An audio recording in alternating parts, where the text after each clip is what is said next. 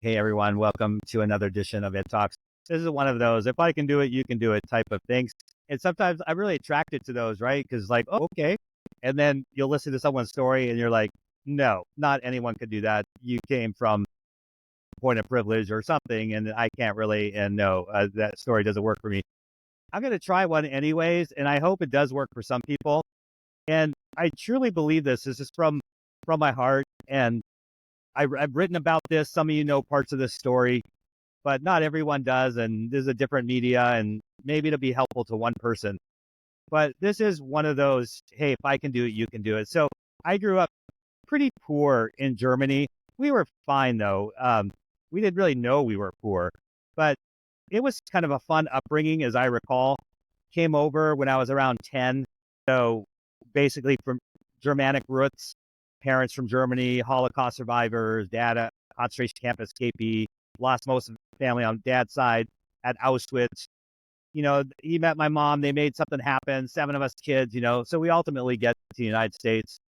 And then, we still dress like Bavarians and poor Germans. And so I go to school like junior high, and everyone's like dressed in jeans and looking cool with cool t-shirts or whatever. I think Ocean Pacific was the big brand that everyone wanted to wear. And I was wearing like lederhosen, and I got made fun of and I got beat up. I was bullied for sure. And it was kind of a rough go. And I remember even in junior high running into like kids with knives and stuff like that. They'd bust us. I don't know why they did it, but they bust us to the inner city. We lived kind of on the edges near a military base in Colorado Springs. And instead of all the elementary and junior high schools right there in our neighborhood, they bust us downtown. So it was like an extra 35, 45 minutes a day each way. And it was rough. So I had kind of this interesting experience, at least in high school. It got more normalized. And by that time, my parents figured out, we figured out, hey, we probably should shower every day and get clothes. But we had to sneak our showers in for quite some time. And we just grew up, on food stamps and hot lunch program, hot breakfast, hand-me-downs. I was youngest of 7, so I got all my brother's clothes.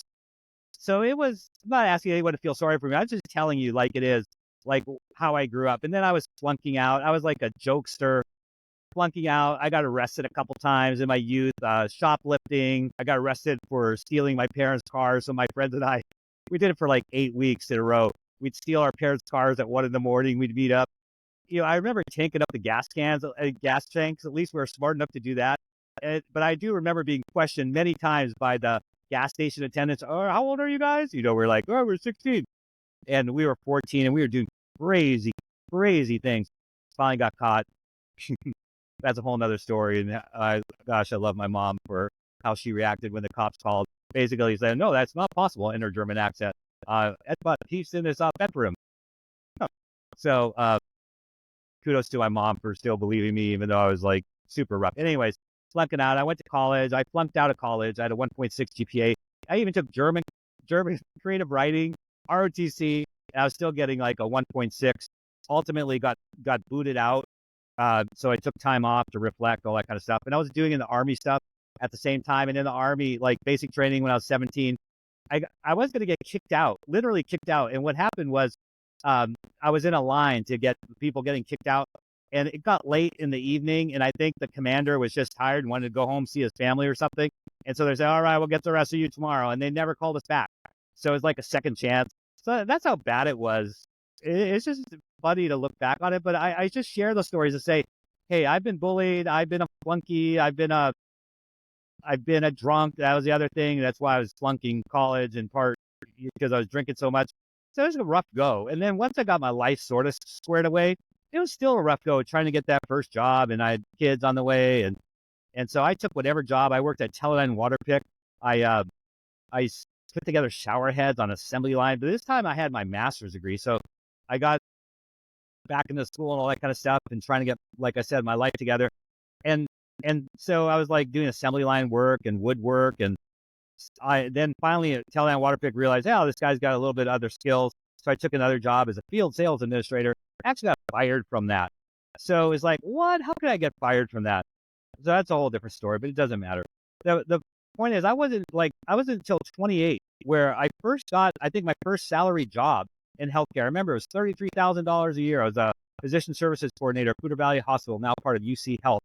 And And I just loved it. What a great job. And before that, I had worked as an anesthesia tech. So I was trying to I knew I wanted healthcare. If you know that story, as a janitor, I was a janitor when I was 16 in a healthcare facility. I knew I wanted to go into healthcare. I didn't know what it would be like. So I became a combat medic when I was in the Army. And then I used that skill set to get this job as a temp anesthesia tech. It led to some other things. They realized I had skills. So I got this physician relationship job. But it wasn't until, man, a long time. I was like 28 years old. All my other friends were like already 5, 6 years in their career. And I still felt like this flunky, like a reject. Like, man, now by this time I was probably a captain in the Army Reserve. And I had these other things going on in master's degree. But in terms of my career, it's like, dang, I'm way behind. And we were also on food stamps. So at this time we had 2 kids and on food stamps, and it was rough. It was a rough go. So anyways, I finally realized, so I had a situation happen. Again, many know the story, so I'm not going to go into it, but I saw where tech converged with clinical, with operations, and boom, it saves people's lives. And then I knew my mission, my calling was clear. So it wasn't until, later, maybe age 30, that it all came together for me. And so after that, I was like, I got to get a job in IT. I took this job. Back then, you used ads in the paper. I took this job. I went from the best part of Colorado to perhaps, I don't want to say the worst part, but a difficult part when you're used to the best part. But it was a great job, great opportunity. I learned a lot. But I remember my first day, I was like, oh my gosh, they were talking about networking, and I had no clue. I had no clue what I was doing. So I went to my boss. I was really, what's the word I want to use? Humbled. But I basically said, I think you made the wrong hire. His name was Mike Gogola. Thank you, Mike. I think you made the wrong hire. He goes, no, you're the exact hire we want. So dang, I wanted to go back to where I came from, but that was shut. It worked out. I was surrounded by great people as I'm attacked by this fly, and things worked out. And then it really opened my eyes. I understood the power, and I learned the tech side. And then it was like, man, this is awesome. This is the path I want to go on. And like everyone else, probably like, oh, what do I want to do next? Dang, I want to be a CIO. I looked up to the CIOs, but I was like, I can never be a CIO. I'm like 30 years old already. I've got no tech experience. Who's gonna, hire me, that sort of thing. I'm not going to get there. So, but I was pretty determined nevertheless. And so other opportunities opened up. I was willing to move, went to HCA Nashville, had a great experience there, worked for some great leaders, learned a lot. And that led to something else, University Hospitals in Cleveland, Ohio. And then that day came. I think now I'm still in my early 30s, and I done pretty well. I got, like I said, my life together. I started learning things, applying myself, really focused with vision, things like that, passion. And I had this opportunity to become CIO. So I just went for it, right? Again, a lot of you know the story, but I knocked on the door of the CEO. This is literally what happened. Knocked on the door of CEO's office, and he goes, "Hey, Marx, what do you need?" He's this tall guy, Tom Zenti. I love him to death. He was at for a long time, retired a couple years ago. And he's like 6.5 foot tall, and I'm 5'8". And he used his size to intimidate people, I think. Sorry, Tom, but and he was like looking down on me, and I was like scared to death. I was like 33, 34 years old. And so I said, you could stop your CIO search, because, they were bringing in people that looked like me today, like they were in their 50s, and they were a little bit older, a lot more experienced, a lot better qualified for the job than I was. And I was like, you could stop. And he's like, what are you talking about? And I was like, I'm the CIO. And he stared me down. I was like, trying not to blink. So I was like, not blinking. I was like, don't sweat, don't sweat, don't sweat. That's what he's looking for you to do. I didn't sweat. I didn't blink. And then he smiled and said, you got the job for 6 months. So I had to prove myself, rally the team. And that lasted many, many years before I was recruited elsewhere. So then I left and went on. But I always thought, like, in my mind, it was like, and I'm sorry, I don't mean to be disrespectful to other health systems, because they're all great and wonderful. But in my mind, it was like Mayo Clinic, Cleveland Clinic, right? Perennial top, 1 and 2 in terms of global healthcare systems. Who wouldn't want to have that experience? So one thing led to another, and I had successive successes. Again, all thanks to my team, very little to do with me. I had great teams, great organizations, and then I got the call, like, Cleveland Clinic, oh my gosh, And so I was able to serve at the Cleveland Clinic. So sort of box check, hey, that's really what I want to do.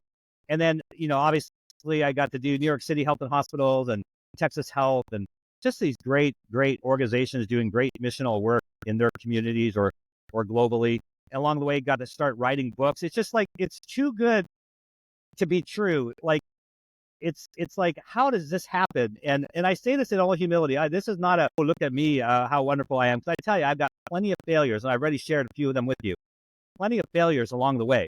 But I'm really sharing this from our heart for those of you who are struggling. Maybe you've been fired. I've been fired more than once. Maybe you've been fired. Maybe you're struggling. Maybe it hasn't happened for you yet. Look, if it happened to me, and I gave you that background already, and there's more stuff in there that I just not going to take the time to unpack.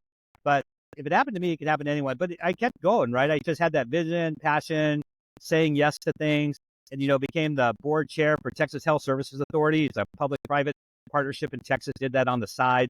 Learned a lot about how government works and the federal and state government, and applying health IT funds, and that was an amazing experience as well. I was like, wow, how does this stuff happen? And again, this sort of book starting to trickle in and working with other people on the books. And so one thing and another, and also I'm getting invited to boards, right? So not just startup boards and companies and advisory and all that. That's great. And everyone should do it. And it's great experiences. But like board of health systems, I'm like, what? Me? Are you sure? Do I have imposter syndrome? It's like, you sure you want me to do that? And so I still serve on the board of Summa Health, an amazing health system. And you're going to hear more about Summa. I can't say anything, but you're smart enough to figure it out. But game changer. This is true transformation you're about to watch. And then Mary Crowley Cancer Research, near and dear to my heart. Clinical phase 1 med center. Wow, what a privilege. It's like I keep pinching myself. Like, how does this happen to this like immigrant from Germany on food stamps? And then and so then to top it off, and today's the day, right? Today's the official release of our Mayo Clinic Press book. So now I'm writing books for Mayo Clinic with Mayo Clinic Press. I mean, here's the book, just because today's the big day. And yeah, I unabashedly talk about the books, and I'll tell you why. One is because I know they're damn helpful, especially this one, to people that don't have anyone like you in their life. This is like a hand they can hold through their healthcare journey. And all the money, and sorry, the laptop I'm holding, my hand is shaking. All the money generated from all the books in terms of the author royalties go to cure cancer. I get no financial benefits, so I'm not worried about people thinking, oh, you're just, hawking books or whatever. Yeah, okay, I own that, because every book you buy may help someone's life. So unashamed about it. Anyways, so it's like, oh my gosh, now I'm doing something. Not only did I do something at Cleveland Clinic, but Mayo Clinic, and then all these other books that I spoke about, and then speaking on the global stage. I think this year already, it's 9 months into the year. I've almost 400,000 miles just on one airline, and I love it. Actually, I'm pumped up about. I love sharing around the world and learning around the world. I think it was like in 20 countries so far this year. And I just love it. And again, get my heart. Some of you who may already have a bias may think, oh man, that person is narcissistic. That person's arrogant. He's full of himself. I'm not going to change your mind on that. That's for you. And that's fine that you feel that way. But I'm telling you that the life wasn't easy. And it was bumpy all along the way. It's not like it suddenly became easy at one particular point, like when I turned 28. But if I can go through all the crap that I went through, all the negative words, all the people trying to push me down, all the life circumstances trying to push me down, all the bad choices I made pushing me down, if it could still get through all that, there's hope for everyone. There's a lot of grace involved. I talk a lot about grace, and that's the unmerited favor of God. And I know some people get offended by that as well. So that's your issue. I know it, because I know I didn't deserve any of the stuff that I'm talking about here. I just know it's through grace. It's not through me. But I did work with great teams, work with great organizations, and just pursued opportunities relentlessly. And I'm not done. I am not done. I can't wait to see what's next. It's unfolding in real time. I'm just glad to be a servant and to be part of whatever's going on in healthcare, whatever piece where I can serve most effectively to help save more people's lives by bringing together technology and clinical and operations. I am 100% about it. I'm unabashedly, unashamed to say that that's what I do. I help save lives through the application of tech, clinical, and operations. And I encourage others who are doing the same to keep at it. I've got so much more to learn, and I'm just looking forward to those opportunities. And thank you for watching. And I hope there's a little bit in here that might serve as inspiration for you to go next level. Don't let anyone take you down. Don't let your life circumstance take you down, because there's something called grace, and grace will take you to the level that you want to get to. And that's all real. I'm not some fake. I'm not some person who grew up with a silver spoon. I'm not someone on someone else's dime who was given handouts or anything like that. Absolutely not. Never. The only handouts I got were, what they call a hand up, where like the Mike Gogolas of the world, the Kevin Roberts of the world. I got to be careful now because I'm going to forget. I'm not going to remember all the names. But there's certain people who saw potential and they're like, yeah, the guy's kind of iffy, but I'm going to take a chance. I'm gonna hold his hand. And of course, because the day is the day. My friend Chris Ross, again, I love him to death. I love him as a brother. We've been through a lot together, and the writing of that book took 4 freaking years. All worth it. Great, great people involved helping us along the way. Nina, the editor in chief, Mail Clip Press, and Kalia, who's our editor. A lot of people. But anyways, again, if I can do any of this, you can do it. Thanks for watching.